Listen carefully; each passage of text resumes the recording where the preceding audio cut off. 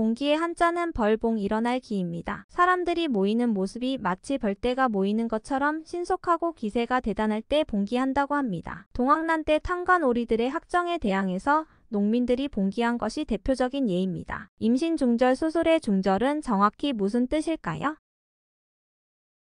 중절의 한자는 가운데 중 끊을 절자입니다.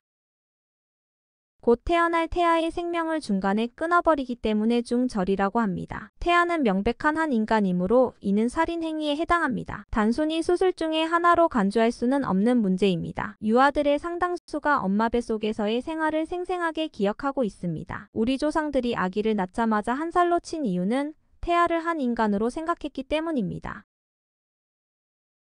의기는 적극적으로 무언가 하고자 하는 마음입니다.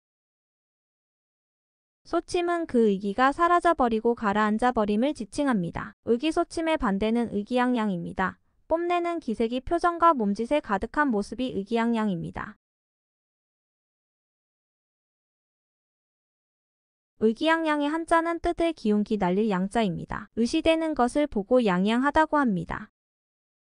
이미 죽었으나 저승으로 가지 못하고 이승을 떠도는 귀신을 보고 지방령이라고 합니다. 지방령은 교통사고로 죽었는데 자신이 죽은 줄도 모르고 없어진 자신의 몸을 찾아 현장을 맴돈다고 합니다. 또는 갑자기 죽은 게 원통해서 저승으로 가지 못하고 사고 현장을 떠돌기 때문에 같은 곳에서 동일한 사고가 연속으로 일어난다고도 합니다.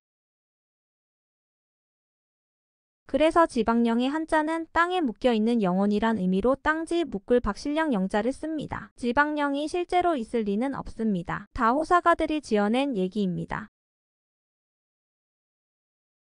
남의 일에 특별히 관심이 많은 사람을 보고 호사가라고 합니다. 호사가들은 없는 얘기도 지어내고 있는 얘기는 과장하여 남에게 입방아 찍기를 아주 좋아합니다. 명일은 내일과 동의어입니다. 새벽이 지나 밝은 해가 떠올라야 비로소 다음날이 된다는 인식이 전제되어 있는 한자어입니다.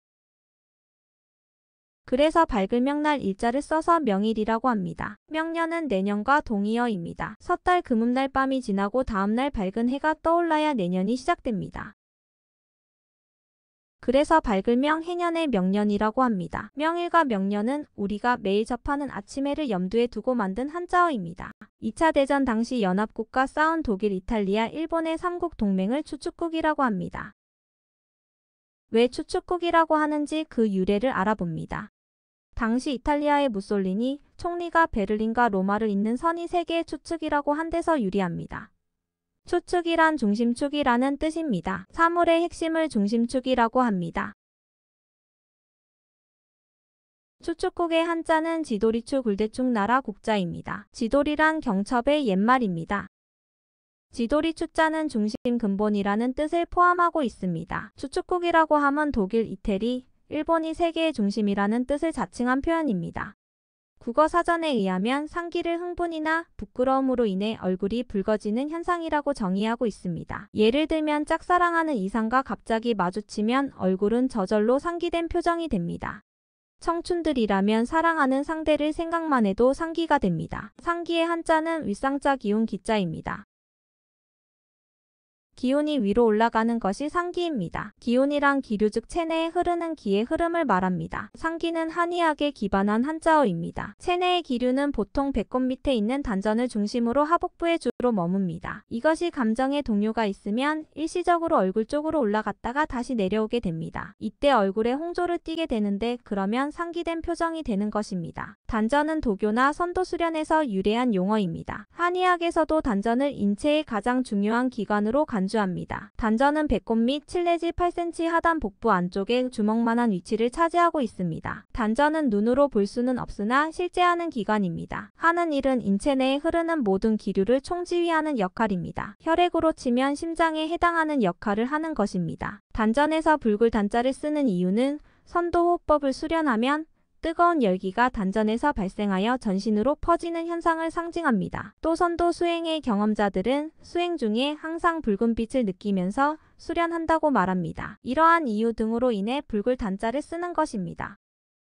밭전자를 쓰는 것도 그 상당한 이유가 있습니다. 선도호흡을 통해 몸속 깊숙이 들어온 생기가 단전을 거친 후 전신에 공급되는데 이 생기를 밭에서 무한히 반복해서 생산할 수 있는 농작물에 비유한 것입니다. 실제로 선도 수행자들은 단전에서 생기가 무한히 생성되는 느낌을 가진다고 합니다. 한의학에서는 단전을 우주의 근본인 기라는 존재의 원천이자 생명의 근원으로 여기고 있습니다. 단전은 보통 사람에게는 생소한 한자어이지만 단전에 관한 지식을 알아두면 상식이 풍부하다는 말을 듣게 됩니다. 자나깨나 잊지 못하는 모습이 오매불망입니다. 한자는 장깨로 잘매 늘불 잊을 망자입니다. 중국의 고전인 시경에서 관서라는 시에 처음 나오는 말입니다. 이 시는 사랑하는 임을 사무치게 그리워하는 내용입니다. 초상의 한자는 처음 초일을 상자입니다. 한자의 기본적인 뜻만 보면 사람이 처음 죽었기 때문에 초상이라고 하나보다 하는 생각이 듭니다. 그러나 아닙니다. 사람이 죽어서 장사 치르는 전 과정을 일컬어 초상이라고 합니다. 그러므로 처음 사람이 죽은 집도 초상집이고 그 후에 같은 집에서 두 번째로 사람이 죽었어도 역시 초상집입니다. 처음 초자는 처음이라는 뜻 외에 처음부터 끝까지의 전 과정 즉 시종이라는 뜻이 있습니다. 이를 상자는 죽음으로 인해 사람을 잃었다는 뜻입니다.